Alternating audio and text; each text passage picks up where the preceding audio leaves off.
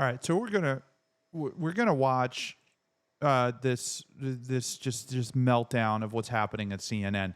The legacy media is dead. It has been dead for quite some time. They have failed to even recognize that they are dead. But CNN has made a major announcement that it is going to make hundreds of layoffs, including big top stars. Their ratings have seriously declined, especially after the election. It turns out if you crap all over half of the country, that half of the country decides not to watch you and hear what you have to say. This is from the New York Post. CNN boss Mark Thompson to lay off hundreds after election day ratings wipeout. Okay.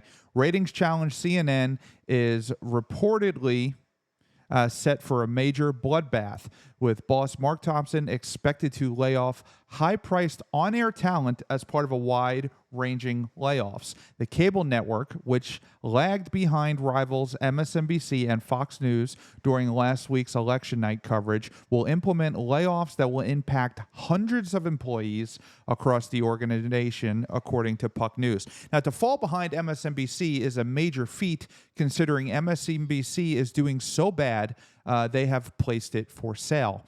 Thompson, who took over last year after the ouster of Chris Litch, will cull personnel, CNN's television production teams. Those talents won't necessarily be needed in the new digital-first landscape, the outlet added. CNN will lay off hundreds of employees in the coming months. So this is coming soon. The network's workforce is reported to be coping with an atmosphere of high stress and high anxiety, according to Puck. Thompson, the former CEO of the New York Times and BBC, may also demand deep cuts to the massive salaries raked in by its struggling primetime stable anchors, which include Anderson Cooper, Erin Burnett, and Caitlin Collins. Cooper, who anchored the election night coverage, rakes in an annual salary reported to be as high as $20 million. That's over $1 million a month.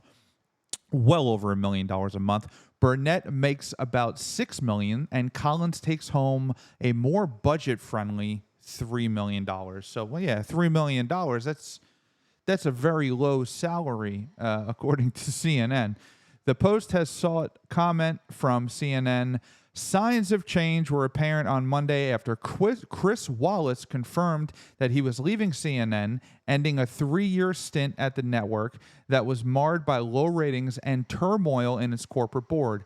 Last month, the independent newsletter, The Anchor, reported that Thompson would ask Wallace, who was earning a reported salary of $8.5 million annually, as well as other top stars at the network such as Jake Tapper and Wolf Blitzer, to take pay cuts.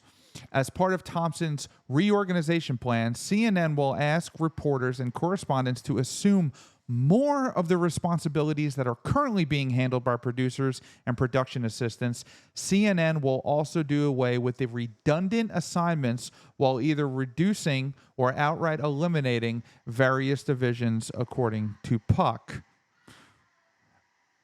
Earlier this year, CNN laid off about 100 employees. So this has already started. They've already started layoffs, or 3% of its workforce. It's about to get significantly worse for them. The expected changes come amid paltry ratings and the network on Election Day, a day that has historically dominated. CNN had just 5.1 million viewers in its prime time last night, Tuesday night, according to Nielsen data. Fox News, which shares common ownership of the Post, reeled in 10.3 million viewers from 8 to 11 Eastern time. That's double.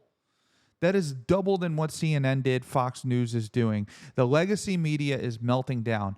MSNBC's coverage, anchored by Rachel Maddow, averaged 6 million viewers to best CNN for the first time in its history. CNN's election night coverage generated an audience of just 5.1 million viewers than those of Fox News and MSNBC. In 2016, CNN had an audience of 13.3 million viewers on Election Day. That's almost 3 times larger than it was, just a little bit more than twice as large.